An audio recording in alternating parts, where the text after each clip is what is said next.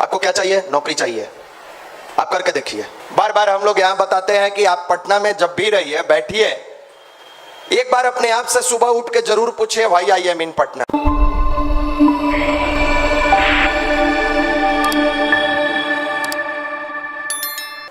हर रविवार को यहाँ बुलाने का उद्देश्य भी यही होता है। प्रत्येक रविवार को बुलाने का उद्देश्य यही होता है कि आप पिछले सप्ताह से बेहतर अगले सप्ताह होइए, आज से बेहतर कल होइए। और ये कैसे होगा, तो इसका छोटा सा फॉर्मूला आपको बताया जाता है, गायत्री मंत्र की साधना। जो भी भाई आते हैं यहाँ आपको बार बार कहते हैं भैया साधना कीजिए, साधना कीजिए। आपको भी अटपटा सा लगता होगा कि ये बार बार जो भी भैया आते हैं गायत्री मंत्र।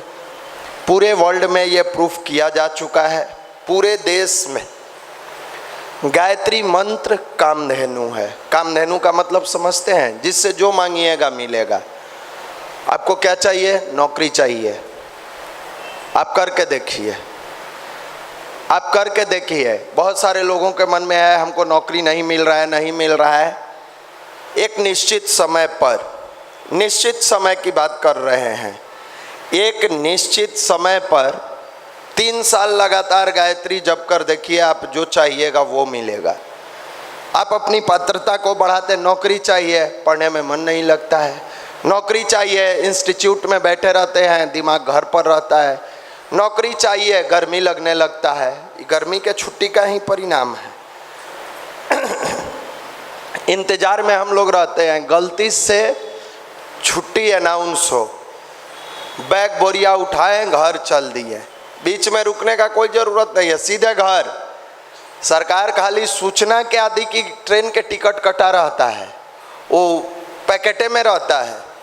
ये नहीं सोचते हैं कि एक बार घर जाने और आने में आपका कम से कम जितना दिन घर रहिएगा उसका दुगुना समय बर्बाद होता है। अगर 10 दिन रहते हैं तो 20 दिन बर्बाद होता है। 10 दिन तो घर पर आप जो है सो नहीं पढ़िएगा, दूसरा आने के बाद 10 दिन मन नहीं लगेगा, फिर लौट के आइएगा। ऐसा थोड़े है कि 8 जून के बाद गर्मी चला जाएगा। बिहार में गर्मी दिसंबर में जाता है, यहाँ ठंडा रहता कहाँ है, 1 महीना गर्मी जाता है। अब लौट के आइएगा, यहाँ तो था कि गर्मी लग रहा है लेकिन खाना अपने बनाना है, घर पर तो माँ बना के खिलाएगी। लौट के जब आइएगा फिर वह भट्ठी में घुस के या चावल पकाना होगा तो घर के याद आएगा, कितना बढ़िया माँ खिला देती थी, आहा बैठे बैठे भोजन मिल जाता था। खा के मन मार के बेचारा फिर पढ़ाई लिखाई के बारे में सोचना बंद, घर के माया में उलझा हुआ है। फिर दोस्त को बुलाएगा, बैठेगा, टाइम पास करेगा। ये साधना आपके जीवन में इसलिए अनिवार्य है कि आप समझ पाइए कि आप क्या करने आए हैं। बार बार हम लोग यहाँ बताते हैं कि आप पटना में जब भी रहिए, बैठिए, एक बार अपने आप से सुबह उठ के जरूर पूछिए, व्हाई आई एम इन पटना, मैं पटना में क्यों हूँ। और आप लोग भी पूछिए। पटना रहने का उद्देश्य ये नहीं है कि हॉस्टल वाले को रेंट दे दे, चावल दाल सब्जी खा लें, नहीं। पटना में आए हैं अपने जीवन को मजबूत बनाने, अपने कैरियर को मजबूत बनाने, अपने लाइफ को एक नया दशा और दिशा देने के लिए।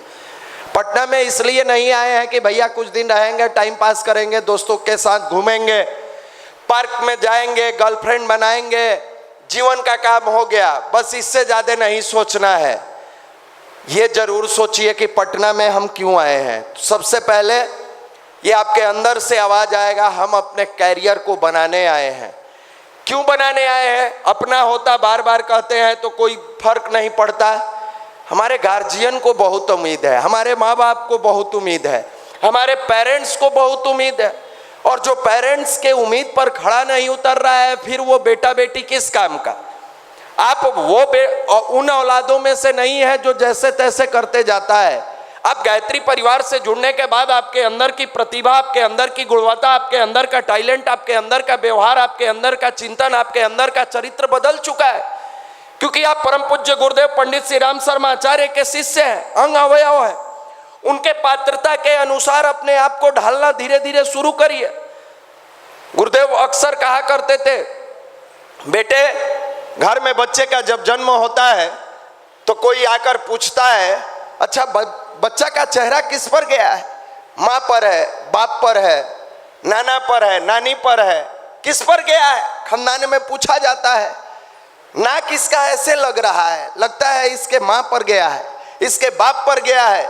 यानी बच्चे का कोई ना कोई चीज उसके खानदान से मिलता है। जिस दिन तुम गायत्री परिवार से जुड़ोगे और कहीं जाओगे, लोग ये जरूर पूछेंगे कि परम पूज्य गुरुदेव से इसका क्या मिलता है। साधना मिलती है कि स्वाध्याय मिलता है, संयम मिलता है कि सेवा मिलता है। तो हमारे परिवार में जुड़ने का मतलब है कि मेरा कोई गुण तुम्हारे अंदर आना चाहिए, यानी गुरुदेव का कोई ना कोई गुण आपके अंदर आना चाहिए। ये पिता जो होते हैं ना, पिता और परम पिता, ये साधारण चीज नहीं है। अन्यास हम सबके जीवन में परम पूज्य गुरुदेव का समावेश हो गया है तो वैल्यू नहीं मिल रहा है। गुरुजी कहते भी थे, बेटे हवाई जहाज पर मक्खी बैठी रहती है अंदर, हवाई जहाज के अंदर हवाई जहाज अपनी स्पीड में होता है, उसको क्या पता कि हवाई जहाज का स्पीड क्या है। अंदर बैठे मक्खी को अंदाजा है कि हवाई जहाज की स्पीड कितनी है। हमारी आपकी लाइफ का भी वही है। गायत्री परिवार से जुड़ने के बाद, गायत्री साधना करने लगे, पीडीसी करने के बाद थोड़ा सा संयमित जीवन जीने लगे, हम सबको कहाँ पता चल पाता है कि बाहर की दुनिया में कितने पतित मानसिकता वाले लोग हैं। हम कहाँ समझ पाते हैं कि दुनिया में मानसिक रूप से दिवालिया युवा घूम रहा है। शरीर से भले ही युवा है लेकिन मानसिक रूप से दिवालिया है। उसके पास इतना भी पेशेंस नहीं है कि नशा नहीं करना चाहिए, उसके पास इतना भी पेशेंस नहीं है कि 8 से 10 घंटा सेल्फ स्टडी करना चाहिए। वो मानसिक दिवालिया है। क्या बोलना चाहिए, कैसे चलना चाहिए, कहाँ पढ़ना चाहिए, कैसा दोस्त बनाना चाहिए, नहीं है उसके पास टैलेंट। खत्म है, वो अंदर से खोखला है, खोखला है। शाम में सोचता है, सुबह कर नहीं पाता है, सुबह सोचता है, दोपहर तक भूल जाता है। ये मानसिक दिवालिया युवा है। और गायत्री की साधना करने वाला सबसे पहले मानसिक रूप से मजबूत होता है। सौभाग्यशाली वो युवा है जिसके जीवन में परम पिता परमेश्वर का, गुरुदेव का कृपा है। उन बच्चों से जाकर पूछिए जो गायत्री का ग नहीं जानता है, सुबह उठ के गाली वाले शब्दों से बात करता है। जुबान पर गायत्री मंत्र की जगह गालियां आती है, जुबान पर अच्छाई की जगह बुराई आती है, जुबान पर सच्चाई की जगह अश्लीलता आती है। क्या उसका भी जिंदगी है? यही गायत्री परिवार सुधारने का काम करता है, यही युवा प्रकोष्ठ संभालने का काम करता है। हमेशा इस बात का ध्यान रखिए, हमेशा कभी भी आप अपने आप को गलत रास्ते पर न चलाना चाहते हैं कि एक कदम भी गलत न चले, दो चीज अपने जीवन में अपनाइए। सबसे पहला, साधना नहीं तो भोजन नहीं। हम जब तक साधना नहीं करेंगे मुंह में अन्न का एक दाना नहीं डालेंगे, चाहे कुछ भी हो जाए, कुछ भी रहे, साधना करेंगे तब बन जाएगा। दूसरा, स्वाध्याय नहीं तो निंद्रा नहीं। अगर 2-4 पेज अच्छे पुस्तकों का अध्ययन, 2-4 पेज अच्छी पुस्तक, चाहे वो परम पूज्य गुरुदेव की बहुत सारी साहित्य है, महापुरुषों की जीवनी है, जब तक नहीं पढ़ेंगे तब तक चैन से सोएंगे नहीं। क्यों? क्योंकि जिस विचार को हम अपने अंदर डालते हैं वही विचार हमारे मन में मंथन चलते रहता है। महापुरुषों की जीवनी पढ़कर सोएंगे तो वो पॉजिटिव थॉट हमारे बॉडी के अंदर ऐसे घूमते रहता है कि हम नींद में भी स्वप्न देखेंगे तो पॉजिटिव स्वप्न देखेंगे।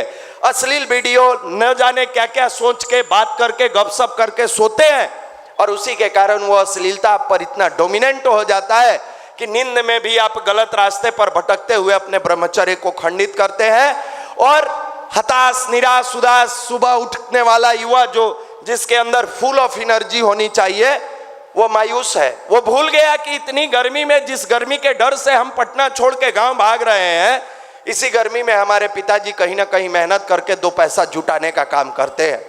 ने कहा ना, पिता और परम पिता साधारण चीज नहीं होती है, साधारण चीज नहीं है ये बाप। आपको केवल नाम से लगता है कि ये बाप है। अरे जो कोई स्कूल कॉलेज नहीं सिखा पाता है वो बाप पूरी जिंदगी में सिखाता है।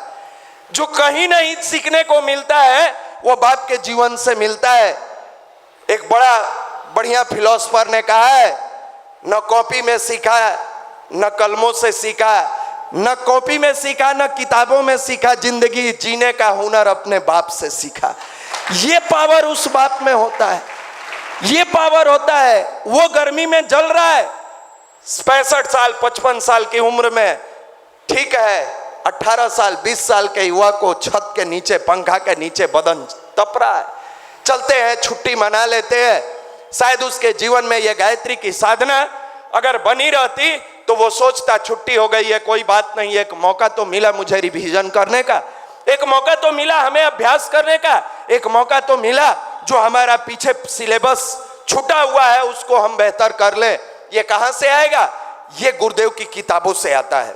ये परम पूज्य गुरुदेव की किताब जब समय का सदुपयोग पढ़िएगा, आपके अंदर की पॉजिटिवनेस को इतना हाई लेवल पर चढ़ा देते हैं कि आप मुस्कुराते हुए किताब को धीरे धीरे पढ़ते जाते हैं और मुस्कुराते हुए अपने जीवन को एक शानदार दिशा देते हैं।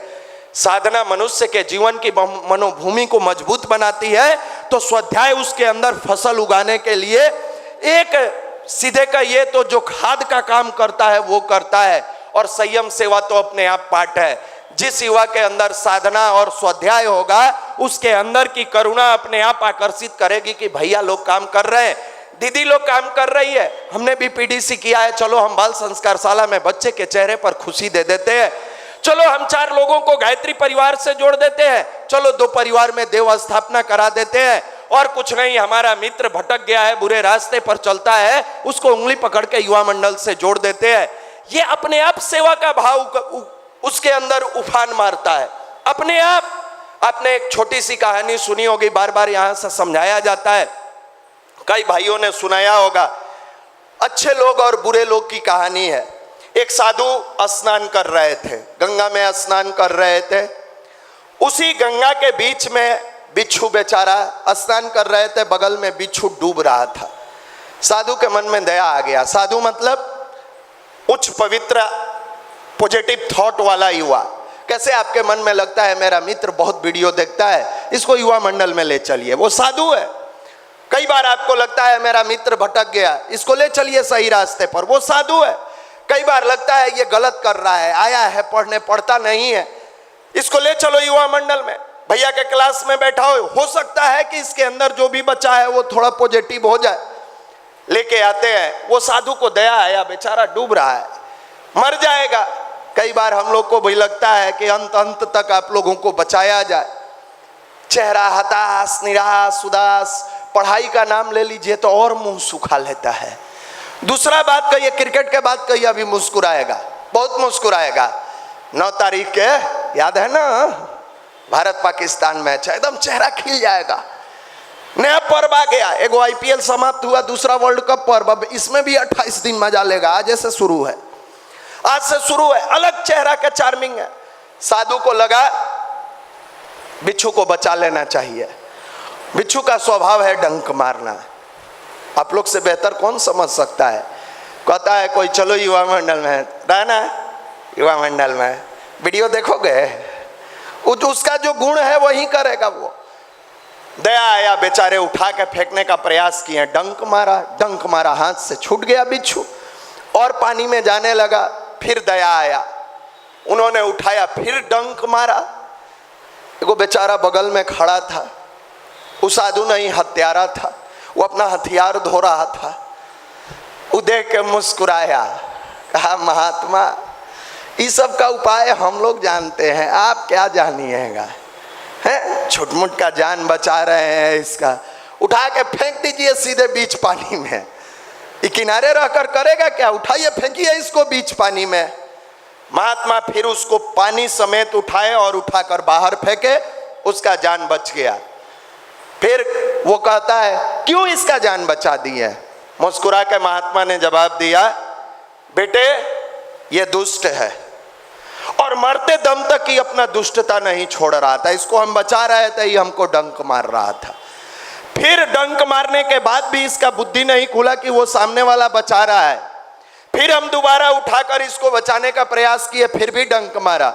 सोचो ये जीवन के अंतिम समय में जहां मौत इसके नजदीक है, ये अपनी बुराई नहीं छोड़ रहा था। तो हम भी साधु हैं, जिंदगी की अंतिम पहर तक कभी अच्छाई नहीं छोड़ सकते, इसलिए इसको बचाए। इसका नाम गायत्री परिवार है। अंतिम समय तक अपना आशा नहीं छोड़ता है ना। भैया आपको हम जोड़ के रखेंगे, दीदी हम जोड़ेंगे, कैसे नहीं आइएगा, चलिए ना एक दिन, बिल्कुल जोड़ेंगे। ये अच्छे लोग कमजोर हो जाते हैं, बुरे लोग दबंगई के साथ रहते हैं। आपको अच्छाई का मजबूत बनना होगा, अच्छाई का दबंग बनना होगा। अच्छे लोग गिड़गिड़ाते हैं, गायत्री जपिएगा, जपिए ना, बहुत है, जपो जपो, तुमको कह रहे हैं ना है भैया। हाँ जबरदस्ती, हाँ नहीं जपिएगा, कैसे नहीं जपिएगा? लॉज में रहिएगा, हमारे बगल में रहिएगा, गायत्री नहीं जपिएगा? ए भैया नींद नहीं, हम कल से जगा देंगे, तुमको जपना होगा। अच्छाई लोग एकदम पिलपिली टाइप से रहते हैं, डरे रहते हैं, नहीं कहेंगे, हम देख नहीं सामने जाएंगे, हम अपने छुप के जप लेते हैं। कब तक डरिएगा? अनाचार बढ़ता है तब, सदाचार चुप रहता जब। गुरुजी लिखे हैं अनाचार बढ़ने का कारण है कि सदाचारी लोग डरपोक होते हैं। ये गो खैनी खाने वाला, नशा करने वाला, शराब पीने वाला, गांजा पीने वाला दबंगई के साथ 10 गो के पास जाके कहता है लोगे भैया, वो कहेगा ना, अरे लो ना, बहुत मजा आएगा। ये लोग जाएगा, चाहे ये लोग भी जाती है, दीदी चलिएगा गायत्री मंदिर, आरती करना है, वो कहे सुनेगा कोई? आप उसको दिखाइए। बुरे लोग जितनी दबंगई से अपनी बुराई का प्रचार करते हैं, दावे के साथ कहते हैं अच्छे लोग अपनी अच्छाई का प्रचार करें, बुराई अपने आप समाप्त हो जाएगा। हम डरे रहते हैं, इसलिए हमारी अच्छाई कोई नहीं सुनता है। और ये युवा प्रकोष्ठ सुनाने का काम करता है, इसलिए आप आते हैं। यहाँ भी हम लोग अगर मिल मिलाए रहते तो आप अलगे सिट्टी मारते रहते। मजाल है तो मार के दिखाइए, आपका सिट्टी का जो होता है प्रेशर वहां तक हम लोग नाप देंगे। डरे रहते हैं। कई गो भाई कहता है लॉज में गए ना भैया, गेट खोले, डांट दिया। हमारे गुरुजी ने स्पष्ट लिखा है, बेटा देश की आजादी के लिए भगत सिंह ने गोलियां खाई है। अगर तुम्हें मेरे कार्यों के लिए गाली भी सुनना पड़े तो समझना युग परिवर्तन धीरे धीरे नजदीक आ रहा है। डर जाते हैं। गायत्री परिवार में आते हैं, संडे के बैठते हैं, फिर चले जाते हैं, फिर आके बैठते हैं, इतना ही बस रह गया है। नहीं, आते अकेले हैं, जाने के बाद फिर अगली बार आएंगे, कम से कम 2 गो के खींच के लाएंगे। इसी का नाम है हम बदलेंगे, युग बदलेगा। आप सबसे निवेदन है, प्रत्येक रविवार को कम से कम भाई बहन दोनों से 1 से 2 गो के प्यार से आए तो ठीक है, ना तो घसीट के ले आइए। चल बैठ के खाली टाइम पास करता है, वीडियो देखता है, चलो और खींच के ले आइए।